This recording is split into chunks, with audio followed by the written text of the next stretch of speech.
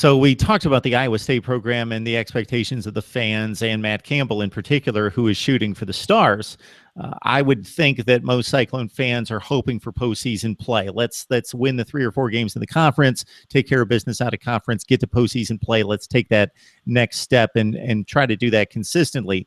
Iowa, it's a bit tricky because Iowa will break out with a season like they had 2 years ago when they went 12-0 and came within a yard of the Big Ten championship and could have been playing in a national playoff, whether they were ready for that or not.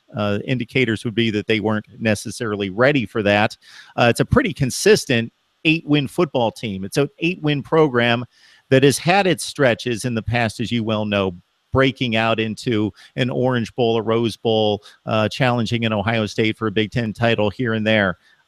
What are the expectations of Hawkeye fans of this football program? Because, again, it's a little tricky because 8-4 type teams, those fan bases think, why not? Why can't we win 10 or 11 and consistently vie for the championship? And that's what's kind of difficult I've seen the last couple of years with Iowa. You get a year like 2015 where going in, Kirk Ferentz really was on the hot seat. A lot of people thought, well, is it time for him to maybe hang up the whistle? And then he proceeds to go undefeated, the first undefeated season since the 20s for the Hawkeyes. And like you mentioned, they battle Michigan State until the very end, and then just come up that yard short. So it's tough to measure the expectations because then going into last year, everybody had that Rose Bowl trip on their minds, and they're expecting more of the same. And then an 8-5 season with a just really embarrassing performance in the Outback Bowl against Florida. So I think cautiously optimistic again for the Hawkeyes.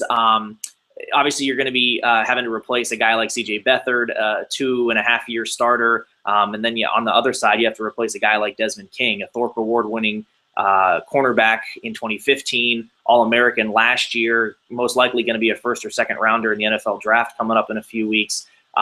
So a lot of question marks, I think, for the Hawkeyes. But you hit the nail on the head. I think probably 7-5, 8-4. The one good thing for the Hawkeyes is that they play in the West. They don't have to worry about the East. But this year, unlike past years, they have a tougher schedule. They beat Michigan last year kind of on a whim on a last-second field goal in Kinnick Stadium. But this year, Ohio State comes to Kinnick in Iowa City. So their schedule gets a little bit tougher than it has been in the last couple of years. That's why I think maybe 7-5 as opposed to the 8-4 that they were last year, because the schedule does get a little bit tougher as far as their Big Ten slate. Non-conference schedule, I know a couple people have been harping on them as far as it being a little weak, but their schedule does set up where they still can win some games. Iowa seems to be very much like Wisconsin, and maybe not quite as successful over the long haul, but pretty close to that standard, where that they're going to play exceptional defense along the front seven, especially.